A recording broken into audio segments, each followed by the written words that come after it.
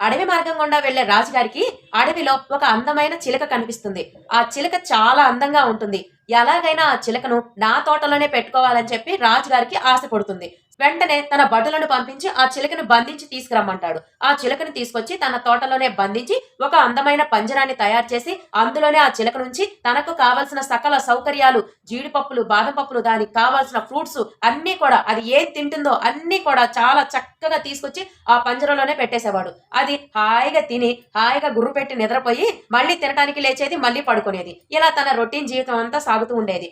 ఇలా కొన్ని రోజుల తర్వాత ఆ రాజుగారికి ఈ చిలక ఎగిరితే ఇంకా బాగుంటుంది కదా అని ఆశగా ఆ పంజరాన్ని ఓపెన్ చేస్తాడు. అయినా కూడా ఆ చిలక బయటికి రాదు. చాలా బద్ధకంగా కూర్చుంటుంది. మళ్ళీ చేతిలోకి తీసుకొని మరి ఎగరమని ట్రై చేస్తూ ఉంటాడు. అలా కూడా అది వెళ్ళదు. ఎంత ట్రై చేసినా కూడా అది అస్సలు ఎగరదు. ఆ రాజుగారు ఊళ్ళో ఉన్న వాళ్ళందరికీ ఇలా ప్రచారం చేస్తాడు. ఎవరైతే ఆ చిలకను ఎగిరేలా చేస్తాడో వాళ్ళకి బంగారు నాణాలను బహుమతిగా ఇస్తాను అని చెప్పి. ఇది విన్న వాళ్ళందరూ కూడా ఆ చిలకను ఎగిరేలా చేయటానికి వస్తారు. చాలా మంది ప్రయత్నాన్ని కూడా చేస్తారు. అయితే ఎవరు ఎంత ప్రయత్నం చేసినా కూడా ఎవ్వరూ దీన్ని చేయలేకపోతారు. కానీ ఒక రైతు మాత్రం ఒక చిన్న ప్లాన్ చేశాడు. ఆ రైతు ఏం చేస్తాడంటే ఈ చిలకని చేతులతో తీసుకొని ఒక కొమ్మ మీద నిలబెడతాడు. ఆ కొమ్మ మీద నిలబెట్టి ఒక గొడ్డలు తీసుకొని ఆ కొమ్మని 2 సార్లు నరకటానికి ట్రై చేస్తాడు. ఇలా నరకటానికి ట్రై చేయగానే ఒక్కసారిగా ఎగిరిపోతుంది. అది చూసిన రాజుగారు చాలా ఆశ్చర్యపోతాడు.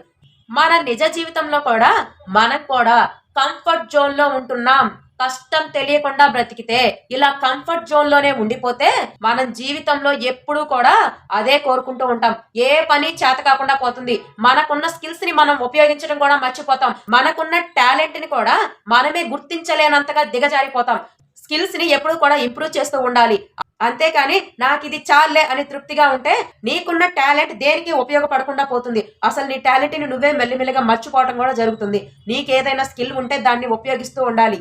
కంఫర్ట్ జోన్ లో ఉండాలి అని మాత్రం ఎప్పటికీ కోరుకోకండి. చూసారు కదా, కంఫర్ట్ జోన్ లో ఉండాలి అనుకుంటే మన పరిస్థితి కూడా ఆ చిలకలానే ఉండిపోతుంది.